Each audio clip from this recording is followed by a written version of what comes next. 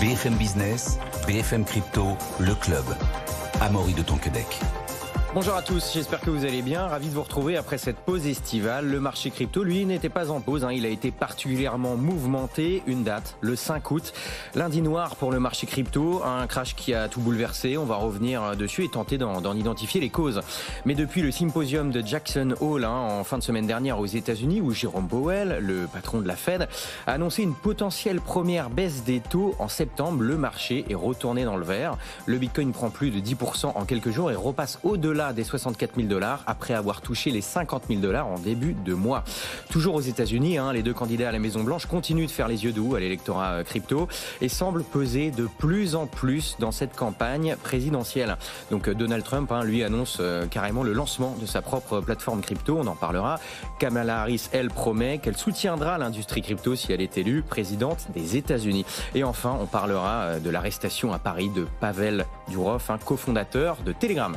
Pour en parler, j'ai le plaisir d'accueillir Jérémy Lebescon. Bonjour Jérémy. Bonjour Amaury. Chef de rubrique Crypto Web3 à Capital.fr et 21 millions. On parlera d'ailleurs de votre dossier estival que vous avez publié, pour ceux qui nous suivent à la télé. Investir dans les crypto-monnaies. Voilà, un dossier spécial de Capital. Je vous le recommande, on en parle tout à l'heure. Et puis bienvenue Anastasia Melachinos. Bonjour. Bonjour. Directrice de la recherche chez Kaiko.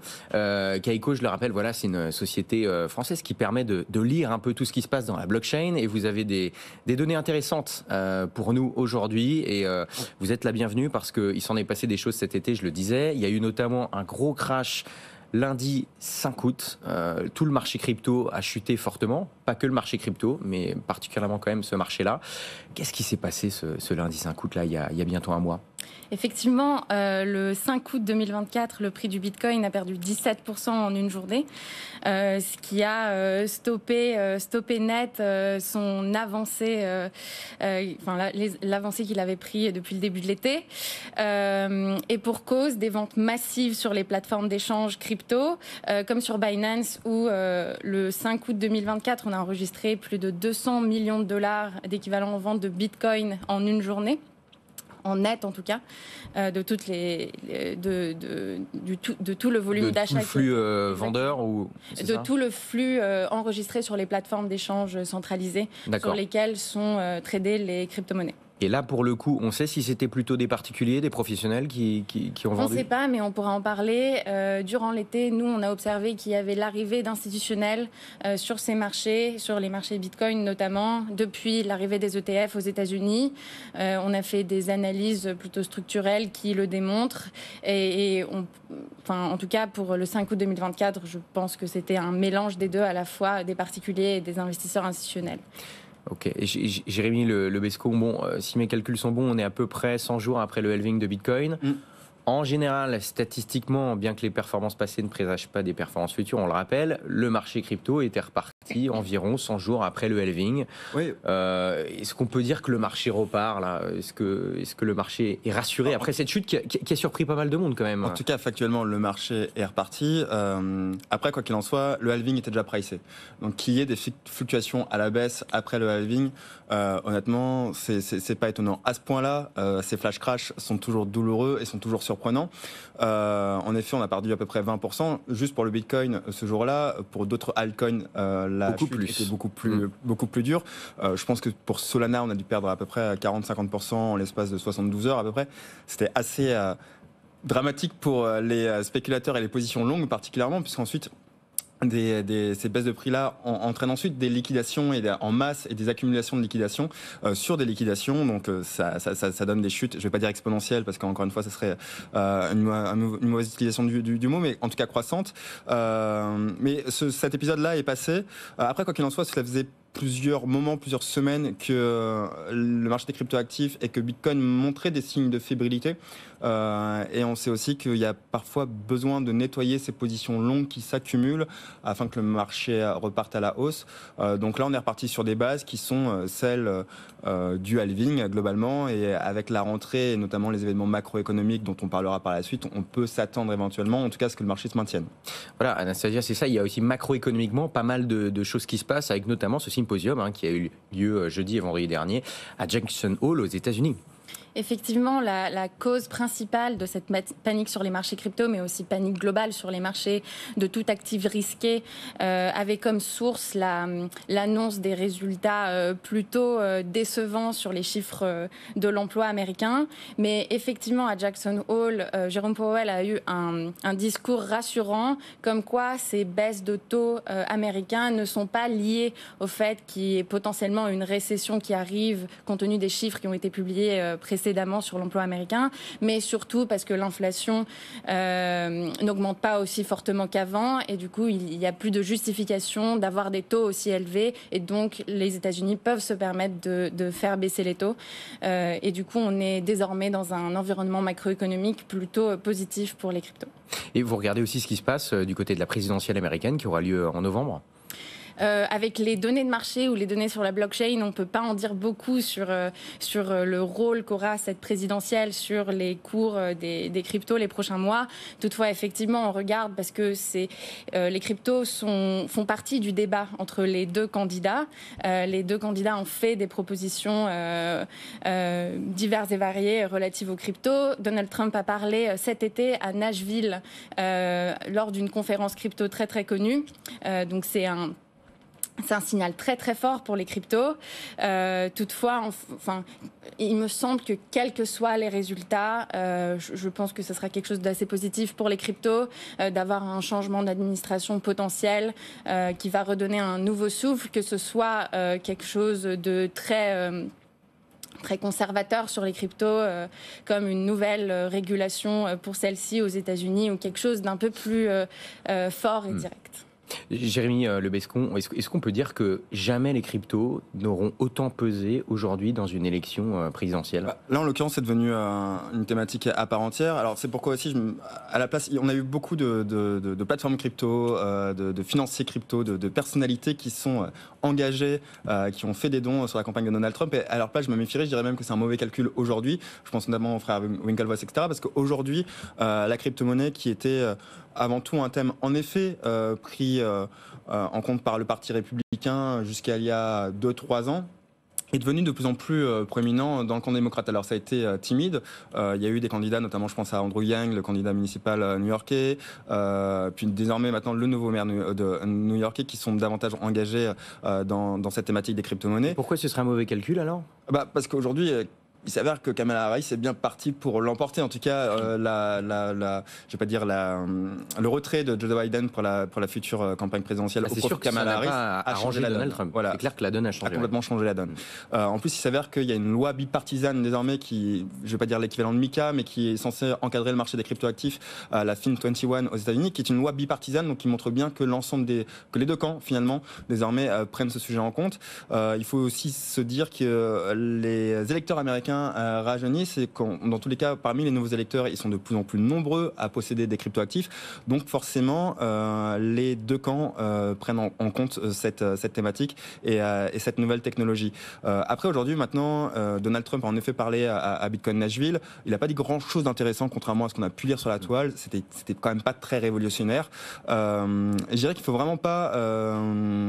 vraiment prêter attention à ce que va faire Kamala Harris, parce que je pense qu'elle a un œil plutôt optimiste, plutôt positif à l'égard des nouvelles technologies, à l'égard de l'intelligence artificielle également, et quel que soit le futur président américain ou la future présidente américaine, je crois qu'en effet, aujourd'hui, en tout cas, c'est un territoire qui a décidé de prendre à bras-le-corps les actifs numériques, justement pour ne pas perdre cet enjeu qui est un véritable enjeu, on l'a suffisamment dit sur ce plateau, un véritable enjeu de souveraineté pour les territoires. Bon, donc pour vous, c'est pas que des déclarations électoralistes, a priori, vous y croyez, ça va bouger aux États-Unis après cette élection. Mais je pense que d'ailleurs, alors peut-être que c'est un prisme et un tropisme de ma part, mais je pense d'ailleurs que le camp démocrate sera plus sérieux à l'égard des cryptoactifs que ne l'est Donald Trump dans tous les cas.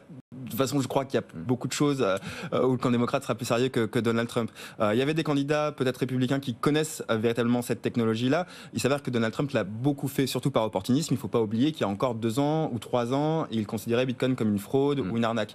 Donc c'est pourquoi maintenant je serai plus attentif à ce que va faire Kamala Harris. Bon, et Anastasia, ça va peut-être changer des choses, notamment du côté de la régulation. Petit point rapide sur les ETF. Il y a eu le listing tant attendu des ETF Ethereum Spot en juillet. Et finalement, Ça n'a pas fait tant bouger le cours que ça. Effectivement. Et c'est justement parce qu'il ne faut pas oublier que derrière ce crash du 5 août 2024, il y a aussi des causes natives à la crypto. Et notamment le fait que le mastodonte Jump Trading, qui est une firme qui fait du trading aux États-Unis, et sa filiale Jump Crypto, se sont mis à vendre se sont mis à envoyer des dizaines de milliers d'Ether de leur wallet on-chain aux wallets des exchanges, donc des plateformes comme Binance, etc. Peut-être à l'intention de vendre. En tout cas, c'est généralement ce qui se passe lorsqu'on voit ce genre de flux sur la blockchain. Et ça a fortement impacté le cours de l'Ether depuis le début août.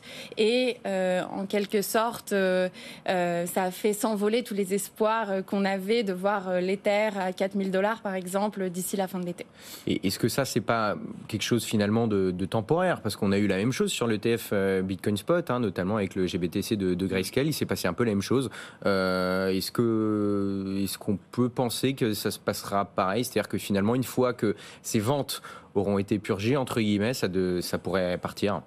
Effectivement. Donc, ce qui s'est passé avec l'ETF, ce qui se passe en fait toujours avec l'ETF sur l'Ethereum, c'est que parmi les 9 ETF qui ont été listés, il y en a un, celui de Grayscale, qui originellement est un fonds qui existe depuis 2019. Ceux qui avaient acheté des parts de ce fonds entre 2022 et la date du listing de l'ETF Ethereum ont acheté des parts de ce fonds à une décote par rapport à l'Ether, ce qui veut dire qu'aujourd'hui, ils sortent du fonds et profitent à la fois de cette décote, mais aussi de leur exposition à l'Ethereum. Et tous ces flux sortants de l'ETF Ethereum de Grayscale créent une sorte de pression à la vente pour l'Ether. Et ce qui s'est passé avec Bitcoin, c'était exactement la même chose et ça a duré 4 mois. Et c'est seulement à partir d'avril 2024, 4 mois après le listing de l'ETF Bitcoin aux États-Unis, qu'on a vu que le prix du Bitcoin, en tout cas, a augmenté de manière significative et on a eu ce sentiment très positif sur les marchés. Voilà, bon, si on peut résumer pour ceux qui débarqueraient, qui n'auraient pas forcément suivi ces histoires, voilà, on a un ETF, des ETF Ethereum Spot qui ont été listés. Pas mal de pression vendeuse parce que des gens prennent leur profit parce qu'ils sont plus exposés avant, enfin bref. Et donc là, il y a le flux vendeur est pour l'instant plus fort que le flux acheteur, ou on ne sait pas, c'est en train de... Alors le flux, les flux sortants de l'ETF sont beaucoup plus forts. Il y a l'équivalent d'1 milliard de dollars en Ether qui sont sortis du fonds Grayscale en quelques jours. Donc la tendance est négative? La tendance est négative. Ouais. Toutefois, ça pourrait se renverser une fois que, par exemple, la moitié de ce qu'on appelle les actifs sous gestion de cet ETF sont sortis de l'ETF. En fait, il y a aussi une métrique quand même qui est intéressante de la part du côté d'Ethereum, c'est-à-dire que ça reste un outil cryptoactif utilitaire, contrairement à Bitcoin qui a cette caractéristique de réserve de valeur. En l'occurrence, l'activité on-chain d'Ethereum a un véritable impact aussi sur son émission, c'est-à-dire qu'elle peut être déflationniste comme elle peut être inflationniste. Il s'avère que l'activité on-chain d'Ethereum a fortement baissé au cours des derniers mois, des dernières semaines, et qu'il est reparti, en tout cas l'émission est redevenue inflationniste. Donc ça compte aussi, ne serait-ce que d'un point de vue psychologique sur les marchés. À mon avis, c'est pas non plus une explication à oublier. Bon, et du coup, Jérémy, qu'est-ce qu'on peut dire si on devait faire un peu... Alors, vous l'avez précisé, on ne peut pas vraiment comparer Bitcoin et Ethereum, mais on dit souvent que certaines personnes disent qu'à court terme, il devrait y avoir un upside, entre guillemets, plus important sur l'Ethereum que sur le Bitcoin, en tout cas à l'échelle d'un cycle. Est-ce que vous êtes de cette paroisse-là ou alors... Alors, je ne suis pas du tout cette paroisse-là, mais vous me prenez un peu au piège. Écoutez, moi, je pense que la proposition de valeur de Bitcoin est supérieure au reste des cryptoactifs. Il peut y avoir des copies plus faciles d'Ethereum. Il faut savoir que maintenant, sur le marché des plateformes, parce que pour le grand public, on va pouvoir comparer Ethereum à une sorte de logiciel de plateforme sur lequel on peut programmer des choses. Écoutez, dans cette voie-là, dans cette thématique-là, il y a d'autres blockchains qui existent et qui sont peut-être potentiellement supérieurs à Ethereum. Alors, pour le moment, le monde des développeurs est davantage sur Ethereum. Le monde des Layer 2, ces réseaux secondaires qui permettent de décongestionner la blockchain principale comme Ethereum, se trouve de ce côté-là.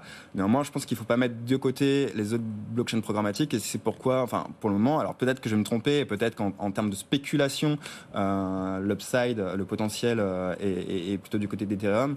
Néanmoins, vous pouvez le voir. À court terme, la couverture est orange, et c'est bien. Voilà. Parce qu'on a davantage de conviction en faveur de Bitcoin. Évidemment, on en dira un mot dans quelques instants. Anastasia, pour finir sur les ETF, il y a aussi une autre crypto, Solana, qui aura peut-être un jour son ETF, mais pour l'instant, c'est pas gagné. Pourquoi ça coince ? Effectivement, la SEC, le régulateur américain, s'est prononcé à ce sujet très récemment, la semaine dernière, justement sur ses doutes sur la classification du Solana en tant que valeur mobilière ou en tant que commodité. Il faut savoir qu'aujourd'hui, le Bitcoin et l'Ether sont classifiés en tant que commodité aux États-Unis, ce qui permet d'avoir un ETF sur ces deux actifs. Si Solana était catégorisé comme étant une valeur mobilière, alors on ne pourrait pas avoir d'ETF sur cette seule valeur mobilière sur le territoire américain. Donc il y a ces doutes-là, mais il y a aussi le fait qu'il n'existe pas à ce jour de marché futur suffisamment gros, mais aussi suffisamment solide. Notamment, il n'y a pas de marché futur sur Solana, sur CME, ce qui bloque les potentielles validations ou considérations même de l'ETF Solana sur le territoire américain pour le moment. Et c'est surtout aussi une histoire de décentralisation, finalement. Pour qu'une crypto, en tout cas aux États-Unis, ait un ETF spot, il faut qu'elle soit assez décentralisée. Ils ont estimé que c'était le cas pour Bitcoin et Ethereum, mais pas pour des cryptos comme Solana. C'est ça aussi le principal obstacle. C'est très difficile à ce jour de mesurer le niveau de décentralisation d'une blockchain. C'est subjectif aussi. C'est subjectif. Il y a plusieurs facteurs à prendre en compte, notamment le nombre de validateurs sur le réseau. Aujourd'hui, sur Solana, on en a beaucoup moins que sur Ethereum, par exemple. Mais il faut mettre ces chiffres en perspective avec qui est derrière chaque validateur. Est-ce que plusieurs validateurs, en fait, font partie d'une même entité, ce qui est beaucoup le cas sur Ethereum et ce qui commence à être le cas sur Solana.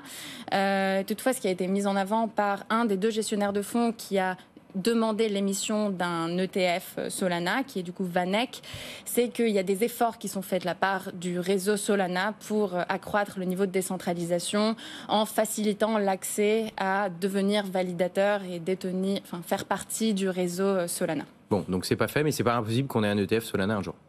C'est possible, mais ce ne sera pas dans 8 mois parce que le compte à rebours n'a pas commencé. Généralement, c'est 8 mois entre le moment où officiellement le formulaire de demande a été déposé sur le registre fédéral et le moment où on dit oui ou non. Mais ça n'a pas encore commencé, donc ce sera dans plus de 8 mois, c'est certain.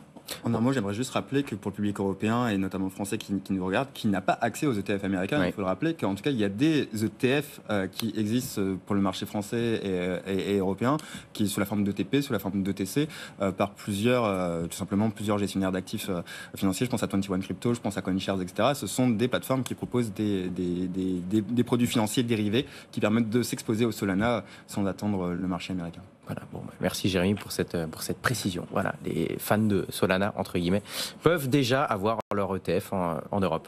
Jérémy, une nouvelle qui a fait pas mal parler, et pas que dans l'écosystème crypto, c'est l'arrestation ce samedi à Paris de Pavel Durov, donc le cofondateur de Telegram. Qu'est-ce qui s'est passé ? Qu'est-ce qu'on lui reproche ? Peut-être d'abord rappeler, pour ceux qui ne connaîtraient pas forcément, c'est quoi Telegram ? Ouais, alors Pavel Durov, c'est le cofondateur avec son frère de Telegram, qui est une messagerie chiffrée. On dit souvent cryptée, on va plutôt utiliser chiffrée.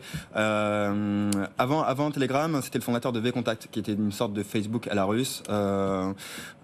Quelques soucis avec Vladimir Poutine à l'époque. Il a fermé VKontakte, il a fondé Telegram. Quelques soucis avec Vladimir Poutine à nouveau. Il a exporté Telegram, qui est une messagerie aujourd'hui utilisée par à peu près 900 millions ou 1 milliard d'utilisateurs dans le monde.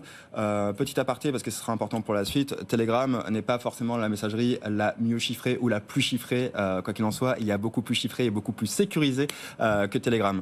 Ce qui s'est passé, bon, je l'ai découvert comme tout le monde, c'est que samedi soir, les autorités françaises, en tout cas des médias, ont relayé l'arrestation par les autorités françaises de Pavel Durov à l'aéroport du Bourget. Alors, j'ai pas accès au dossier, donc je vais m'abstenir de commenter le fond. Il s'avère que ce serait pour suite à un mandat d'arrêt international, à la suite d'une enquête sur plusieurs infractions et notamment des manquements, notamment des infractions. On parle de crimes organisés, on lui reproche en gros de ne pas assez coopérer avec certaines autorités. Le reproche sous-jacent, c'est un manque de coopération, de livraison de certaines données de la part d'utilisateurs, notamment sur des contenus et des groupes pédocriminels. Et puis il y a aussi ce reproche sous-jacent qui est l'absence totale de modération sur la plateforme Telegram. Voilà, en gros, ce qu'on sait, ce que je sais, ce qu'on a pu lire dans les médias, même si vraiment, j'ai pas eu du tout accès au dossier. Est-ce qu'on pourrait comparer, en tout cas faire un parallèle avec ce qui s'était passé du côté de Tornado Cash? C'est un mixeur de crypto. Vraiment, j'aimerais dissocier de ce qu'on a lu beaucoup de choses de la part de beaucoup de commentateurs et notamment du public pro-crypto sur la toile. Et je pense qu'il faut vraiment faire une distinction. Il s'avère qu'il y a des lois en France. Chaque pays a ses lois, et notamment pour les plateformes et les diffuseurs de contenu. BFM en fait partie, chaque média en fait partie, et Telegram en fait partie également. Il s'avère que ce reproche sur le manque de coopération, en tout cas sur le manque de modération, il est valable pour la plupart des plateformes. On le voit d'ailleurs, alors là, sur le prisme européen avec Thierry Breton et Elon Musk pour la plateforme Twitter. Donc le fait que Pavel Durov puisse être arrêté pour ces raisons-là, à la limite, c'est plausible. Il s'avère que j'ai surtout le sentiment que cette arrestation est plus hypocrite, en tout cas que les reproches qu'on lui fait sont plutôt étranges, puisque même si ces manquements sont plausibles, c'est pas la première plateforme, en tout cas, qui est coupable de tels méfaits, en tout cas qu'on peut suspecter de tels méfaits. Et puis surtout, ce qui est plus surprenant de la part de Pavel Durov, c'est qu'il a été naturalisé français il y a 3 ans, et qu'à l'époque, visiblement, en tout cas, il était déjà à la tête de Telegram. Telegram fonctionnait déjà à peu près sur le même principe. Donc rien de nouveau en fait finalement. Rien de nouveau sous le soleil. D'accord. Donc voilà, il y a probablement d'autres reproches, une affaire sous l'affaire en ce qui concerne l'arrestation de Pavel Durov. Mais en tous les cas, je ne crierai pas encore sur les reproches qu'on fait en termes de censure, etc. Même s'il y a quand même quelque chose sur lequel je pense qu'il faudrait qu'on se méfie, c'est-à-dire que progressivement, il y a une petite musique qui commence à arriver en France et en Europe. C'est l'attaque quand même sur les messageries chiffrées. Sur le chiffrement même, sur le principe même du chiffrement. On le voit au sein de l'Union européenne où on essaye justement de mettre fin à ces messageries chiffrées. On peut voir chez nous le ministre de l'Intérieur, Gérald Darmanin, qui est censé être parti depuis 49 jours, même si ce gouvernement, toujours aux affaires courantes, est encore présent, s'attaque régulièrement aussi à ces messageries chiffrées. Le principe même du chiffrement, c'est des mathématiques. Je pense qu'il est important de rappeler aux citoyens qu'on a le droit d'avoir accès à ces messageries chiffrées, qu'elles sont importantes pour le respect de la vie privée, et que si elles sont certes utilisées par des groupes criminels, au même titre que la Poste ou que d'autres logiciels, elles sont aussi utilisées par des citoyens qui ont des comportements tout à fait normaux. Donc il est important de respecter ces principes-là. Évidemment, on suivra cette affaire ici dans le club BFM Crypto. Jérémy, très rapidement, je le disais tout à l'heure, voilà, vous avez sorti un numéro de Capital hors série, 100 pages, investir dans les crypto-monnaies, voilà, tout comprendre à cette nouvelle économie numérique et faire fructifier votre épargne.